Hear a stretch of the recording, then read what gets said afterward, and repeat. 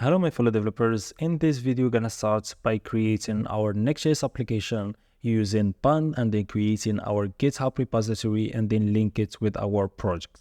So first of all, we have to open your VS Code, very simple. And now we have to pick the folder that I want to install my projects in. So if you have like a folder for projects, etc., you can just go file and then open folder and then choose that folder to start working on it. If you are using WSL, only if you are using WSL, you have to go F1 and then you have to type WSL and then look for WSL, connect to WSL using distro and then choose the distro that we have installed. And boom, now we are inside Ubuntu from our Windows. So now we have to do the same thing, file and then open folder and then choose the folder you want to create your projects in. So I'm going to choose this projects folder. It's an empty project that I have, so I've just opened that. Then after that, we have to open our terminal. So when you open your terminal, now you have to create your project. So we have to use it to create it using Bun. So we're going to go Bun and then create, and then we're going to go next app and then add latest. And then at latest, just simply so we can get the latest version of Next.js. So we click enter, and now it's going to ask us how we want to name our project. So we can say something like Multivendor and then Ecommerce, and then click enter. And now it's going to ask us if we want to use TypeScript. Of course, we're going to say yes. Are we want to use also Island? Of course. Tailwind CSS, of course. And then are we going to use a source directory? This is for you if you want to use it or not. I'm just gonna choose to use it for now, but you can also not use it. It just simply takes all the files or the main files inside another directory that is called source, and instead of having it just directly on the main directory. So we're just gonna choose that. Yes, it's more organized, I would say. For the app browser, of course, it's very important. And right here, we're gonna configure any import aliases, and that's it. So now it's gonna start creating our projects and installing all the necessities needed for this project to run. So it is done, and now we have to actually open our projects folder. So as you can see inside our projects folder, we have the project that we just created. So instead of having it this way, I want to open the project, the singular project directly. So you can go again, file, and then open folder and choose inside projects. I want to go and choose Multivendor e-commerce projects and then OK. So now we are directly inside the project. That means when I open my terminal, I am now directly inside it, and I don't have to go from project inside this folder, okay?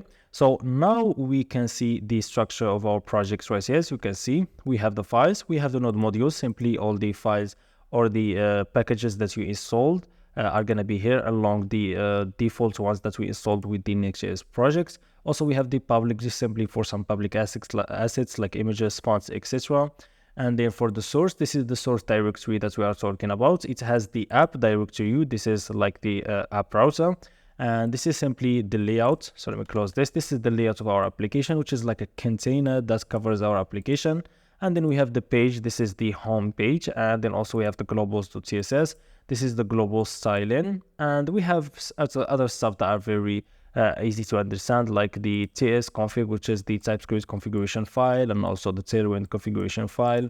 We have the .git ignore, so we can choose which type of files we don't want to add to our repository. Very simple. The configuration for Island, you can add the configurations right here. And yeah, this is for post CSS, and this is our package.json, where we have all the information about our project, the dependencies, and also the development dependencies. So very simple. Now let me show you how to open these projects in the browser. So you gotta open your terminal again, and you just go Bun and then dev and enter, and that will run it. And then open in browser, and it will open it.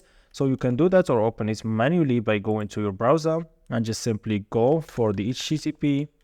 And then let's go localhost and then 3000 like this, enter, and it's gonna open our projects. But the best way to do it is actually just open the terminal and then control and then click on the link right here, and that will open it in the browser. So this is what we have in the browser. This is the default Next.js application, and it says right here, get started by editing source and then app then page.tsx. So let's remove everything we have in this page. So we can go back to our application, then go to the page right here. Let me zoom out a little bit.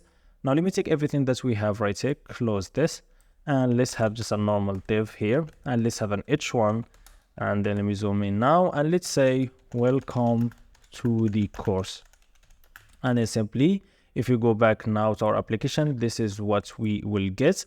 Of course, I want to also remove all the default styling that we have. So right here, I'm just going to go and remove everything that I have here and leave only the imports for like Tailwind CSS. And now if we go back, we're going to go back to default. So you see right here, we have welcome to the course with a white background. You can also test if the styling is working for Tailwind CSS by just applying some random size. Let's say right here we can use font bold, and then we can go text blue like 500 or something, and let's test this. We go back, and yes, it's working. So this is the first thing that we have to do. Now the second thing is to go to your GitHub repository and create a project. So I have my GitHub page right here. So what we have to do is go and click on new right here to create a new repository, and right here you have to add a name to it. So let's say Multivendor and then Ecommerce like this, and the name is available, so that's fine. And then simply description is optional. And then we're going to make this public or private. I'm just going to go and make it public for now. It's not a problem. And after that, we're just simply going to click on create a repository. So we've done that. So now they're going to give you like the commands to actually get this up and running and connect it with your repository. Okay, so with your project. So simply what we have to do is now go back to our VS Code. Let's initialize Git. So let me stop the server for now. Let me clear. Okay, so clear. Sorry, I forgot that I'm in Linux and as Windows. So now what we have to do is simply go git and then init. And now this is gonna initialize a Git repository. Of course, if you are using Next.js, it automatically does that when you create the next app. Okay, so it's not a necessary step. So git init is not necessary for now. And then we have to go git add and then that's to add everything. Okay. And then we click enter, and this is gonna add everything. And then now we have to commit the changes that we have. So we're gonna go git commit and then -m, and we can actually call this first commit.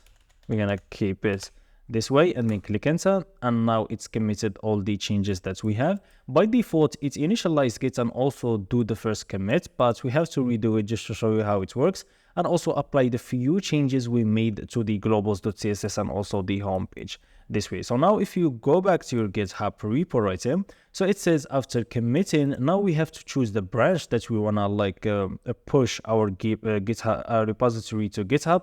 So in GitHub, it could be by default the master branch. Now I want to change it to main branch, okay? So we can go back again and just paste this here. Now we are on the main branch, okay? And now just simply we have to connect them by adding the origin to this repository we have in GitHub. So when we do that, now the Git repository we have locally is going to be connected to the GitHub repository. So we click enter, and now it's gonna connect it. Now you can just simply git push, and that's gonna push it to the main branch. So now if you go back again and do that and click enter, and this is simply gonna do it. And if you go back to GitHub and refresh, now we have our project connected and running also on GitHub. So we simply created our application and also created a public repository in GitHub and connected it with our application. So now every changes that we make to our application, we will actually do it. Okay, so you can see right here the files and also right here the name of the commit that you have made. That's why when we add -m in commit, we name the commit. Okay, by default when it creates the application, it uses the create next app name, and then also the second, this is the name initial commit from create next app. This is by default. And then after that, we made few changes using the first commit. Okay, pretty simple. You can track the commits by just going right here, and you can see all the changes that we have done. So simply, this is, you know, of course, but this is going to be helpful. So in the global.css, what we did in the background red right here, you see this is the stuff that we have deleted. Okay, as you can see right here, deleted, and the green stuff are the things that we have added, and you can see it here clearly. So this was it for this video. Very simple video, just creating our application and doing the first commit, and we are ready now to start going to other stuff. So yeah, this was it, and see you in the next one as usual.